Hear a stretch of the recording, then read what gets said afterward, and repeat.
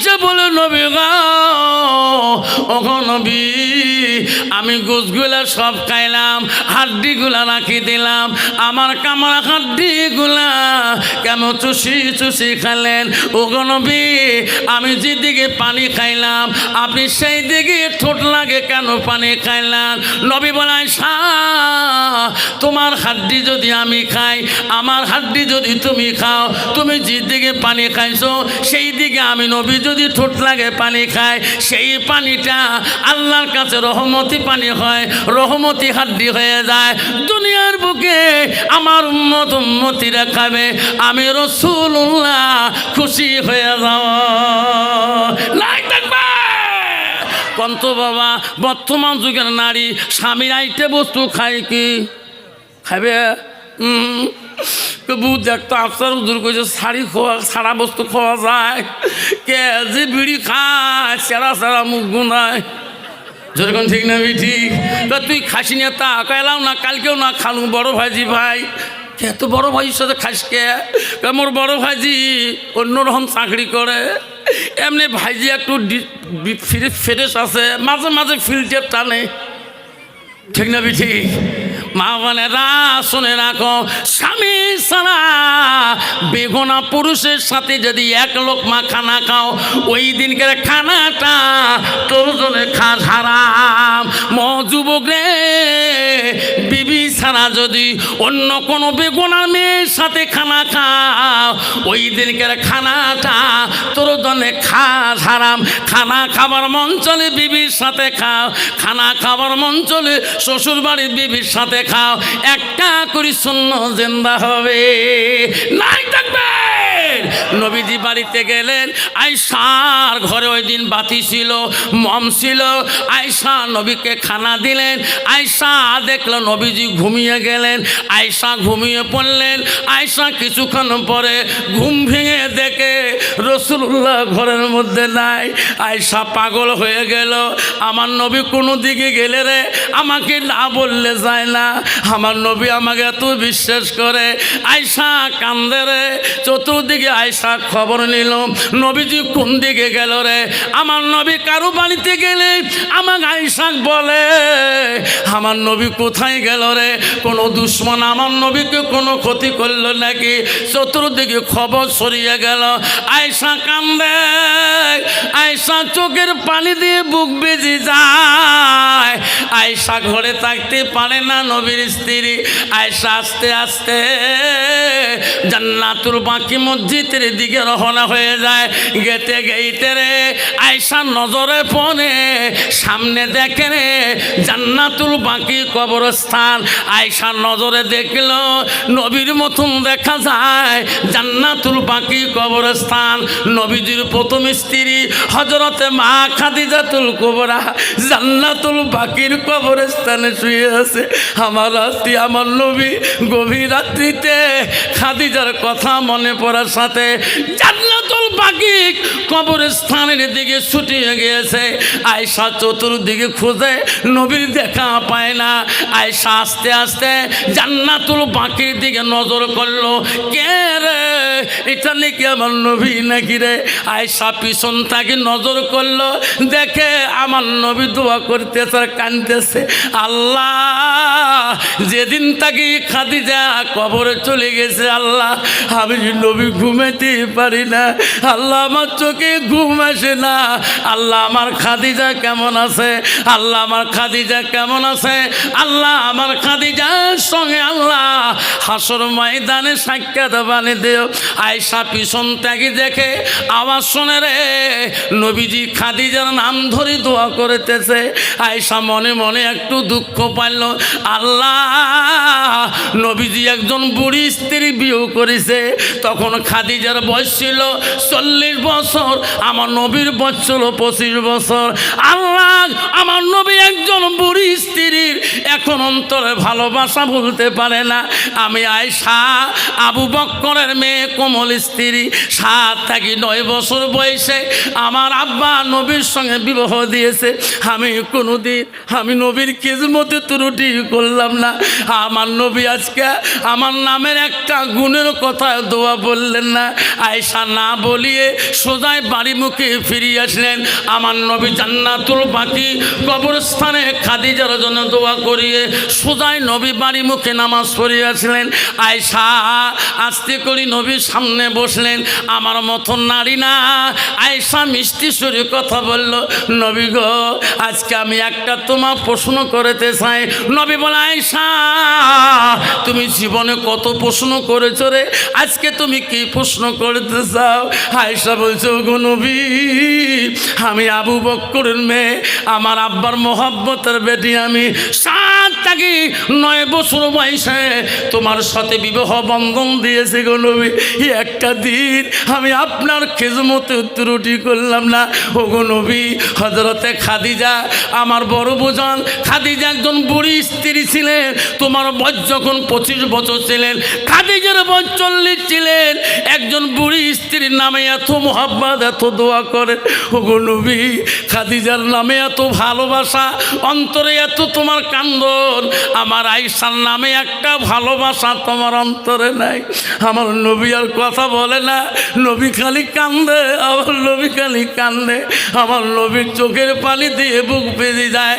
আয়েশা বলো, গো নবী আপনি উত্তর দেন না কেন, কি হলো গো নবী? নবী বলছে, আয়েশা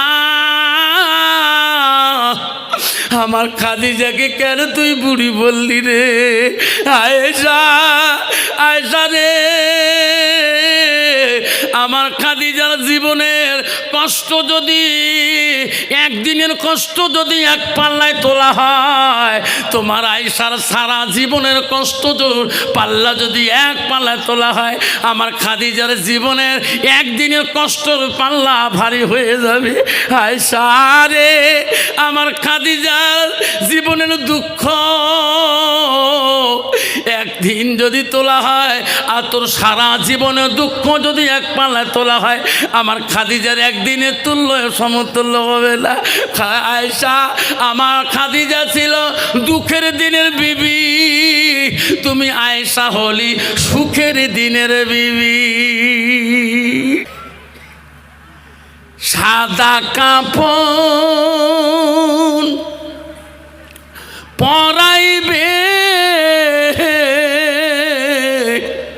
মোরদার খাটে শোয়াইবে, কবরতে করিবে রে তোমাক দাফন।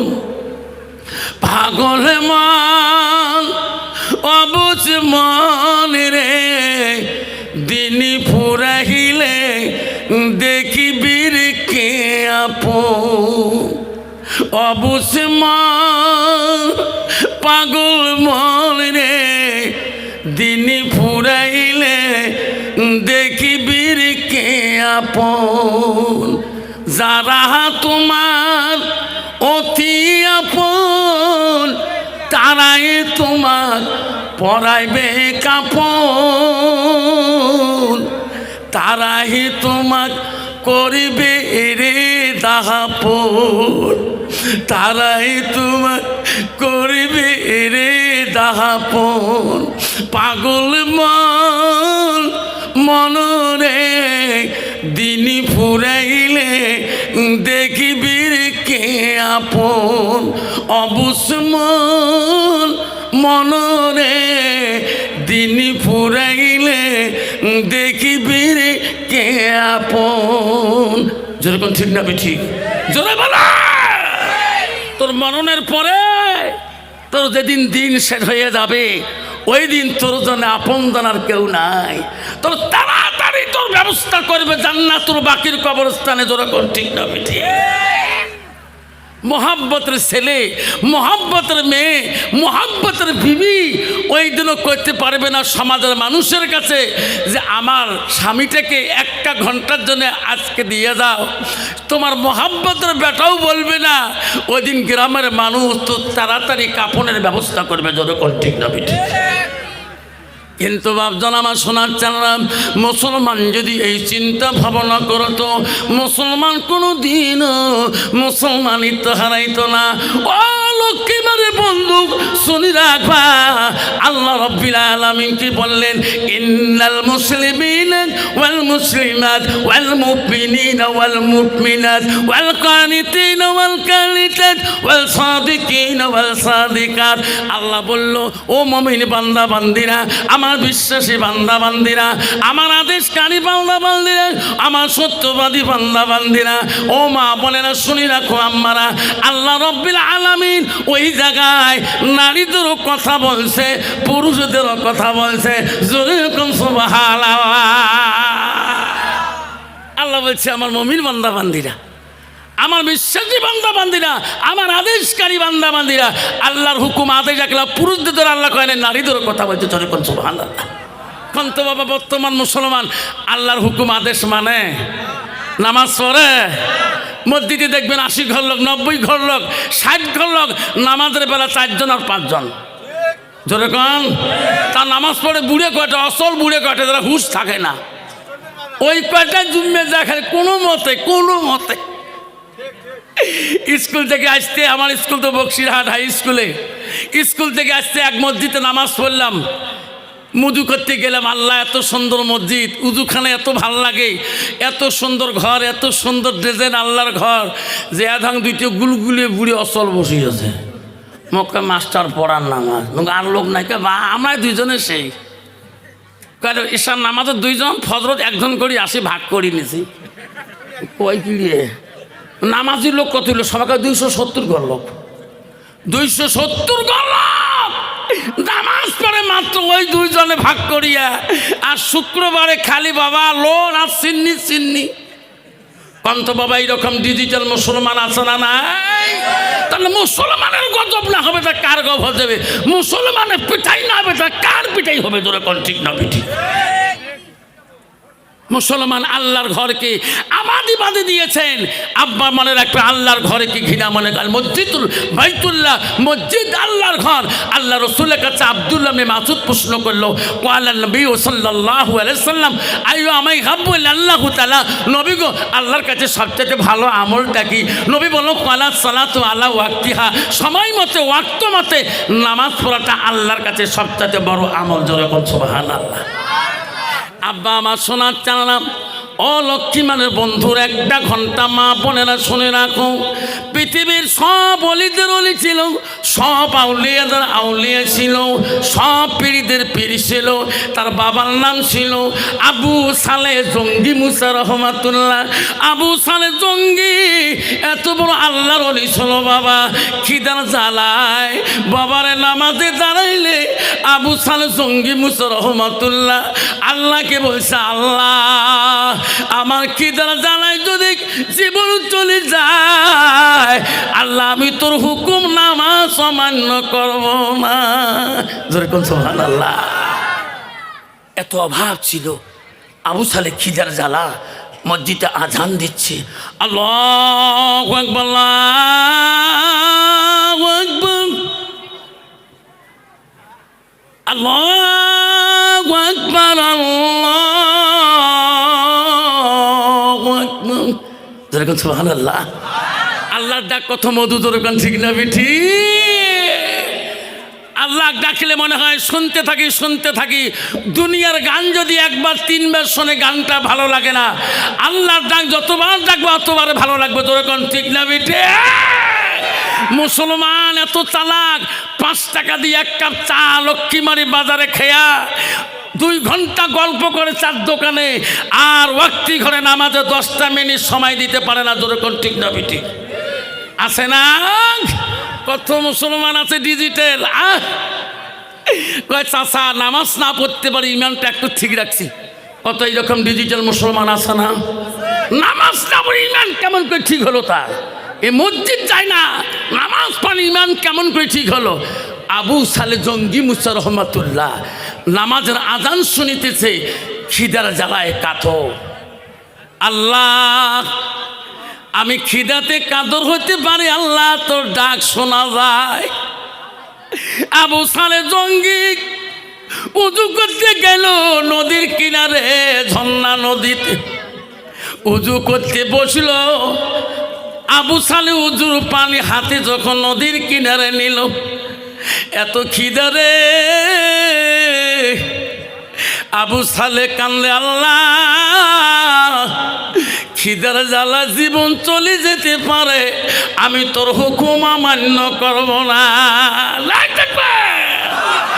আবু সালে উজু করিতেছে, এমন সময় দেখে নদীর উজান দিকে একটা ফল ভাসি ভাসি আসতেছে। আবু সালে জঙ্গি মুছে আল্লাহর ওলি বলো, আল্লাহ তুমি বোঝা আমার রিজিক পাঠিয়ে দিলা, এই রিজিক বোঝা তুমি আমাকে দিয়ে শান্তি করবা। আবু সালে জঙ্গি মুছে রহমাতুল্লাহ উজু করতে নদীর ভাষা ফলটা নিলেন, নিয়ে উজু করিয়া খালেন।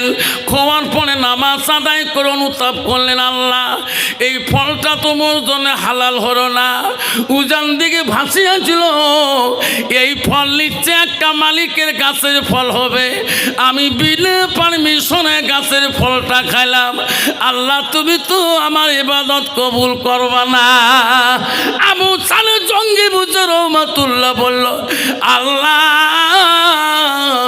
আমি ফলের বাগানের মালিকের বিনা পারমিশনে আমি ফলটা খাইলাম, আমি নদীর উজান দিকে যাব, গেতে গেতে দেখব এই গাছটা যেখানে আছে নিশ্চয়ই ফলের বাগানের মালিক আছে, আমি মালিকের কাছে আমি ক্ষমা নেব, উনি যদি ক্ষমা করে দেয় ফলটা আমার জন্য হালাল হয়ে যাবে। যেরকম সুবহানাল্লাহ। কিন্তু বাবা আমার মতন মানুষ যদি কারো বাগানের ভোট বেলায় দেখি কোনোদিন খেয়া দেয় ক্ষমা চাই, ক্ষমা মারা শেষ, উইয়ে দুইটা কথা গাল দিয়ে গেবে, ভারী বড় গেলে হচ্ছে তুই এবার ভারী বড় গেলে উইয়েরে জঙ্গল ফাটে দি, উইয়েরে শস্যে বাড়ি ফাটে ফেলে আম খেয়া দাদাগিরি ভারী আমার হচ্ছে তুই, ঠিক না বিঠি? আবু সালে জঙ্গি মুসা রহমাতুল্লাহ একটা ফল খাওয়ার জন্য অনুতপ্ত করলো, আল্লাহ এই ফলটা আমার জন্য হারাম হয়ে গেছে, আমি এই ফলের মালিকের দেখা করতে হবে। আবু সালে জঙ্গি নদীর উজান দিকে যায়,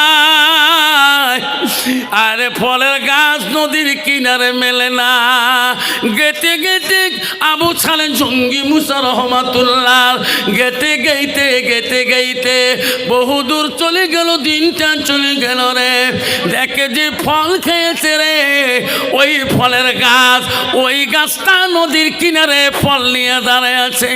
আবু সালে বলল, এই গাছের ফল তালে ভাসে গেছে, এই ফলের গাছের মালিক আমার খুঁজে বাড়ি করতে হবে। আবু সালে জঙ্গি মুসা রহমাতুল্লাহ ওই ফলের গাছের মালিকের খোঁজ নেওয়া শুরু করলো। ওই ফলের গাছের মালিক এমন একজন আল্লাহর ওলি, যেরকম সুবহানাল্লাহ। বাড়িতে খোঁজ করি বাড়ি করলেন, ফলের গাছের মালিককে বলেন, চাচা আমি বিরাট অপরাধ করেছি। কইছে, বাবা তোর বাড়ি কোথায়? কইছে, হুজুর নদীর কিনারে গাছ যে আছে এই ফলের গাছটা কার? কইছে, বাবা এটা আমার, আমি গাচ্ছি। কয়, চাচা আমি আপনার ফলের গাছের একটা ফল নদী দিয়ে ভেসে গেছে, আমি খিদের তাড়না সহ্য করতে না পারি হুজুর, আপনি আপনার একটা ফল আপনার বিনা পারমিশনে নদীতে খেয়ে ফেলেছি, আপনি আমাকে খোদার হস্তে ক্ষমা করে দেন। ফলের বাগানের মালিক ভাবলো, বাবা তোর বাড়ি কোথায়? কইছে, হুজুর আমার বাড়ি হলো জিলান শহরে। কোথায় বাড়ি? জিলান শহরে। তোমার নাম কি? কইছে, বাবা আমার নাম হলো আবু সালে জঙ্গি মুসা। আহা, কেন? হুজুর আমাকে ক্ষমা করে দাও। আয় বাবা চা দিস নাকি? পরে পরে লাস্টে লাস্টে এলাই না, তাহলে পারমিশন দিম তখন। বাবা চা একসাথে খামো, রাজি আছেন? রাজি আছেন? হ্যাঁ, অ্যাটেনশন নষ্ট করবেন না চা দিয়ে। আবু সালে জঙ্গি মুসাকে বললেন, বেচারে আমার ফলের গাছের ফল খেয়েছ, নদী দিয়ে ভেসে গেছে। ওই ফলের মালিক বলল, আল্লাহ এত ফল নদী দিয়ে ভেসে যায়, কোনোদিন কোনো মানুষ আমার কাছে ক্ষমা নিতে আসে নাই। এটা কোন পাগলা রে, এনাকে তাড়াতাড়ি ক্ষমা দেওয়া যাবে না। ফলের বাগানের মালিক বলল, বেটা আবু সালেক, তোকে ক্ষমা করে দিতে পারি, একটা সত্য আছে কি, আমার বাড়িতে বিনা পয়সায় বিনা মজুরিতে 12 বছর গোলামি করতে হবে, তারপরে ক্ষমা করে দেব।